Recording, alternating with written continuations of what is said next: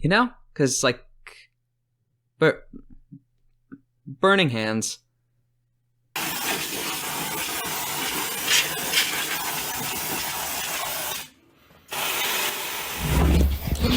Oh! Or is it like this? Is that what they're doing in the picture? That's what they're doing in the picture. First level evocation, casting time of 1 action, range of self, 15-foot cone, components, verbal, somatic, duration, instantaneous. As you hold out your hands with thumbs touching and fingers spread, a thin sheet of flame shoot forth from your outstretched fingertips.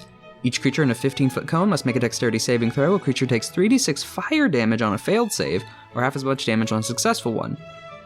The fire ignites any flammable objects in the area that aren't being worn or carried. At higher levels, when you cast a spell using a spell slot of 2nd level or higher, the damage increases by 1d6 for each slot above first. I mean, do you want palm lead flamethrower? You got your palm thrown flamethrower. This is all staying in. Burning Hand episode. This is how you're doing it. 3d6 on a single target for first level isn't that bad. The big thing though is it's not single target, it's a cone. Now, how often are you going to get so many targets to capitalize entirely on a 15-foot cone? Less than likely, but especially at the levels you usually get this, its first level can be relatively upcast. The d6, that quickly fades off, though, at higher levels. But let's say you get a group of small guards or a bunch of goblins, and then whoosh, you just spray down with an entire sheet of flame.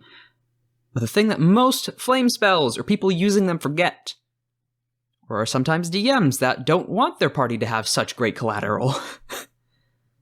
The fire ignites any flammable objects in the area that aren't being worn or carried. This is your village scorcher. This is there's no farm fields left. This is we're raising a city as a single spellcaster. This is sweep and clear, burn the bodies, burn the corpses, burn the goblins.